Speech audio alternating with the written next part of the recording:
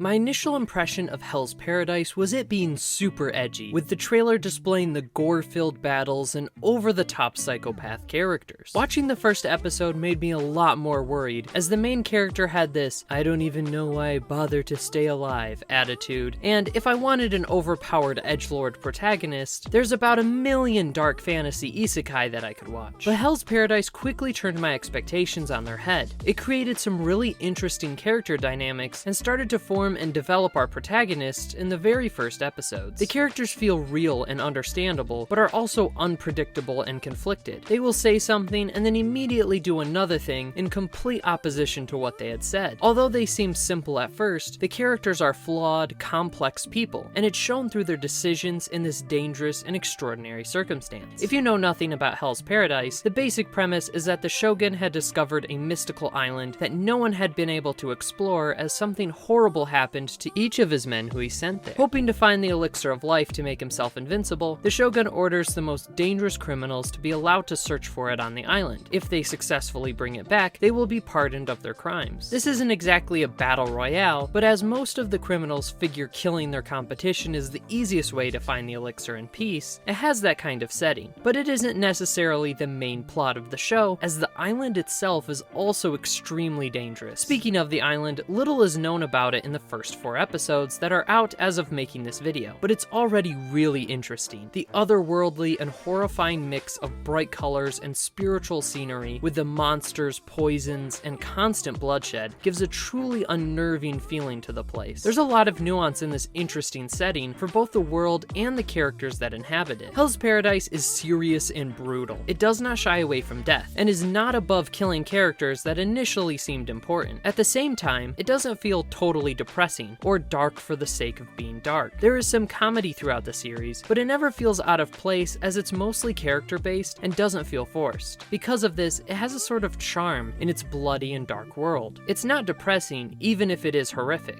It takes itself seriously and makes the situation feel real, despite a lot of aspects being over the top. There isn't exactly superpowers, but mystical abilities is a big thing in Hell's Paradise. The animation is incredible, as MAPPA is making every other show, and they all look great. Although there are some fan service characters, it's played in a more understandable way, as they are seductresses that use their outfits and charm to drop the guard of their opponents. Hell's Paradise gives a fairly mature vibe with how it portrays these things, which really helps make the story immersive. The last thing I want to mention about this show is how it cares about everyone. The first few episodes focus on our main characters, but after the initial setup is complete, we get a lot from the side characters with their backstories and motivations. The pacing is really good, where I understood what the story was trying to tell us about them without feeling like I just wanted to get back to the main group. Even these short, seemingly unimportant backstories were interesting and didn't overstay their welcome. The pacing across the entire show is really good, where each episode flies by super fast and I never lost interest. Overall, this anime is really fun, and I'm excited to see where it goes from here. I think this is a really great seasonal show to watch right now, and it's really fun to catch the new episodes each week to see where it goes from here. I have no complaints. If you aren't into darker, bloodier stories, or main characters that make the story focus on psychological problems, rather than learning to get stronger, as Gabimaru is already extremely powerful, then this may not be for you, but I would definitely recommend checking it out. Thank you so much for watching. If you missed some anime from previous seasons, check out this playlist on the end screen for more reviews. That's all for me, Jamio.